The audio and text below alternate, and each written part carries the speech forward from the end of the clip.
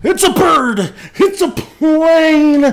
No, it's Brad Bird's first mediocre film. And welcome, guys, to Think About a Review spoiler talk of Tomorrowland. Now, I'm assuming you saw the film, and this is basically my thoughts, deeper thoughts, basically, of why I liked it, why I disliked it, this and that. I'm just going all over the place, honestly. And I want to hear your guys' thoughts after the review. I want to hear you guys comment below and let me know. Oh, God. Damn it, I sound like Jeremy Johns. Comment below and just tell me what you thought about the film and what you didn't like about the film. So, spoiler talk all over the comic section. So, let's get started, guys. I mean, like I said in my previous review, the acting was not very good. It just wasn't... The acting was pretty bad, and I was surprised, especially with the little kids. But that's going to happen when you have little kids in your film. They're not all going to be, Oscar winners, right? Yeah, Sixth Sense? No, they're not. They're going to be mediocre, but this is bad. This is really bad, especially the character Athena, the robotic little girl. Tell me if you weren't a little creeped out with George Clooney and Athena and the little, how he loved her when she was, it was just creepy. George Clooney, it was creepy. It's creepy. Speaking of George Clooney, I felt like he didn't bring really anything to this film.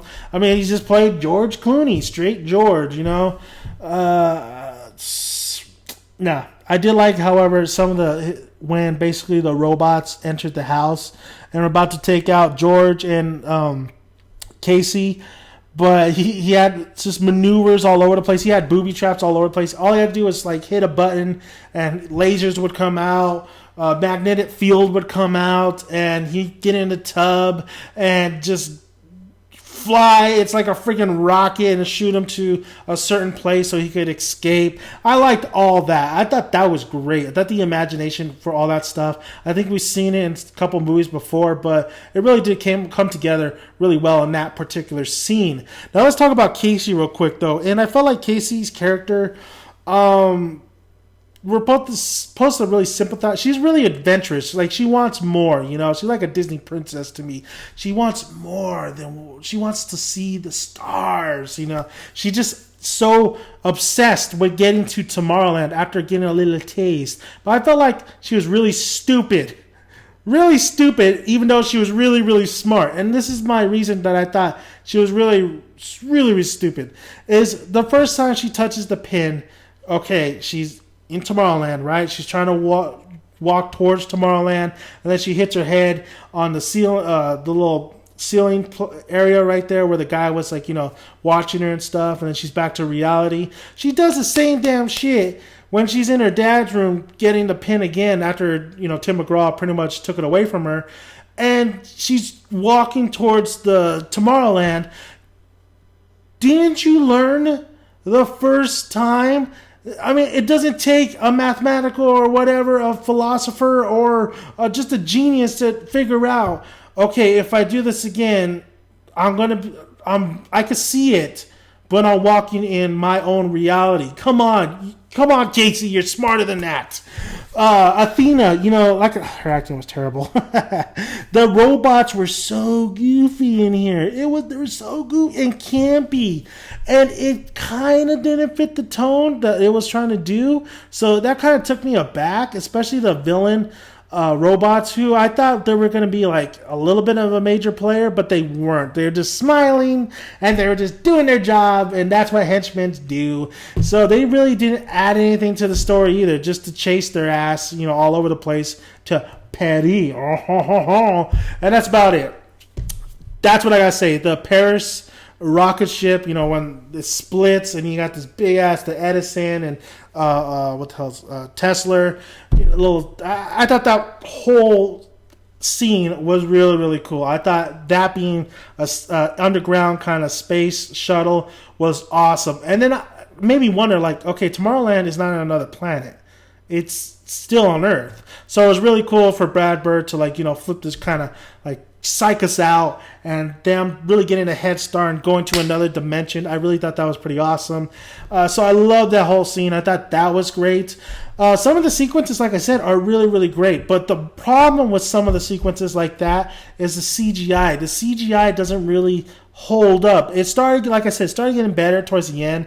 But that very beginning where we see a little Frank, and little Frank first enters Tomorrowland, the CGI was so noticeable. The background, the green screen, so noticeable. It really took you out of the film, honestly.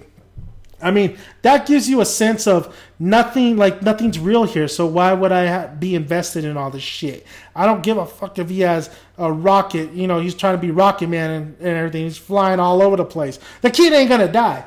That's the main problem I had too, was in the very beginning of this film, they had a timer and they had George Clooney narrating, speaking to the audience, and then they had Casey speaking to the audience, in the background, and then telling the stories, right?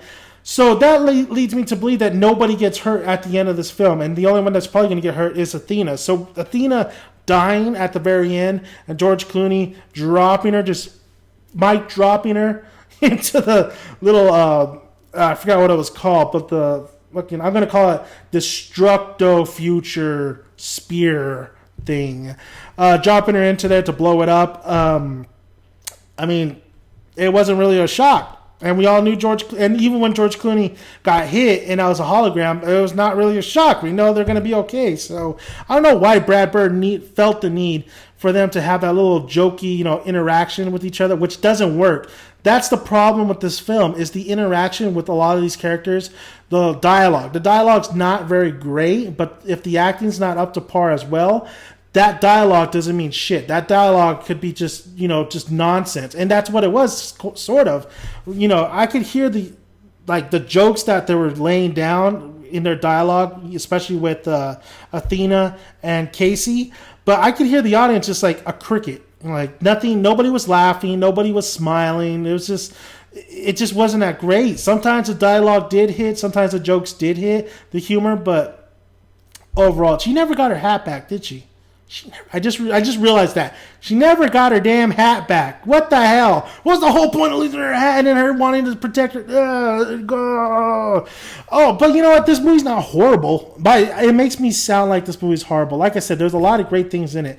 The soundtrack fits the movie to a T. I think the soundtrack definitely is very whimsical.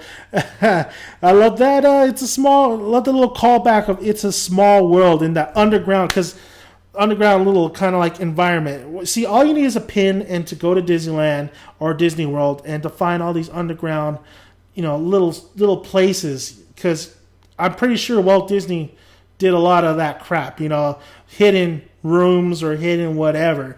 I mean, look at Cinderella's Palace. You could sleep there if you wanted to. Look it up.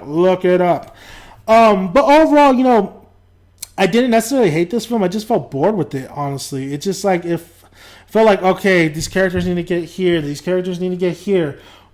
We spent the whole movie until the third act wondering, what the hell is going on? Why do they need to go back to Tomorrowland? Something has to do with global warming, the destruction of Earth, 58 day or a countdown. What is going on? Then we finally realized, 58 days to live, and that people losing hope, and to that little spark where, instead of it being 58 days to live or whatever, that they just need more hope. And it's still confusing the hell out of me. I know, I get it, okay? At the very end, they get a bunch of those, once they defeat House, I'm calling him House. Once they defeat House, and they just pretty much destroy that Destructo Spirit thing that they needed to do in order to get this thing going, and they pass out more pins to future candidates to really raise the hope, really raise dreams and all that stuff. So that's the problem. Humanity didn't have that anymore, and that's why we were destined to die, or destined for the world to end in 58 days. But then, oh god, it's just all over. It's all over the place. It's all over the place. Basically, what I got out of it was, okay, that machine is causing people to lose, hope and all that stuff.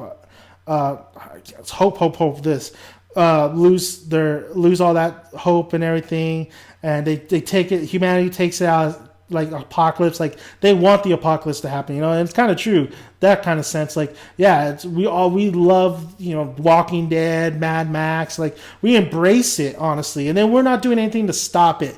So nobody's really there's no dreamers anymore. There's no hopefuls out there. There's not that spark. And what Casey provided was that spark, and that's why you saw the little dial change from 100 to 99, because the world was supposed to end a long time ago, but we did have some hopefuls and stuff.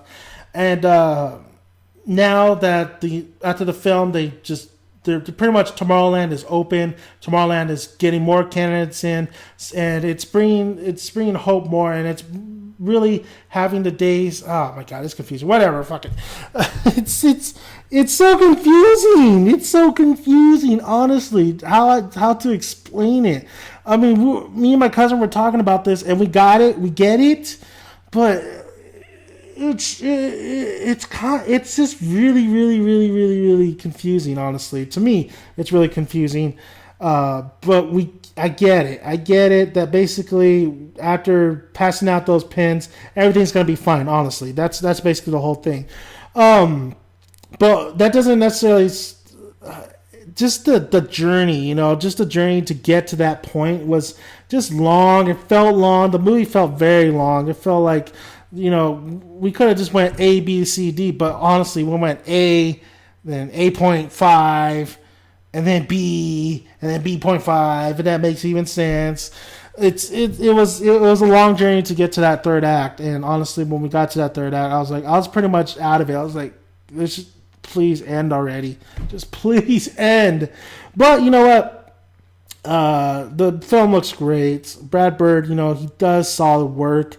I just think this is his weakest film, honestly. Writing wise, it was a little confusing. I mean, I'm pretty sure audience will get it too. It's just kind of hard to explain, honestly, to really dissect it and stuff, to really talk about what the hell they were talking about. But overall, you just need to know that everything's going to be fine because they destroyed that machine and everybody's a candidate now. And everybody has a job to do, basically. And the dreamers. The Coke, the Coke sequence is pretty funny. How she just took one Coke, she downed it, and then she took another one, or George Clooney's, and she downed his. I was like, product placement, but it was actually kind of funny. Athena and George Clooney's relationship was weird. Like I said, it was a little bit creepy once he was older. When they were kids, it was okay, but the acting was terrible. Did I mention that? The acting was terrible. The cinematography was great. The look of it reminded me of Tron a little bit too. Reminded me a little bit of a Tron. A little bit of a Tron Legacy. But it looked great. Except the CGI needed little touch-ups and stuff. Needed to be a little bit more solid. But overall, the adventurous type of feel was great. But that's it. That's all I got for it, man. I mean, honestly, it was a long ride. It felt long. I feel very tired from watching it, honestly. It's like almost a 2.5 hour movie. Almost like 2 and 15 minutes. That's not including previews, I guess. It was very long and it just took a while. I think the pacing and the beats are just all over the place. And I think it definitely needed a little, editing wise, it needed a little bit more cutting in the cutting room. Because we didn't really need all that dialogue most of the time. And maybe a little bit more script work. A little bit more script work too, because I could see some of the stuff that just could have been taken out, and he could have just explained it in a faster, more better way, honestly, than what they gave us. Especially the two people who were robots when the very beginning, when Casey meets in that little shop, and you saw all the Star Wars shout outs and stuff. But overall, that's my thoughts on it, guys. Let me know your guys' thoughts. Spoiler talk, and try to explain the ending, please, because I get it. It's hard to just explain that shit. So subscribe, like. Poltergeist is next. I'm gonna go check that out. Hopefully that's a great remake and not too much time. So all right, guys. See you later. I'm out of here. Enjoy the flick.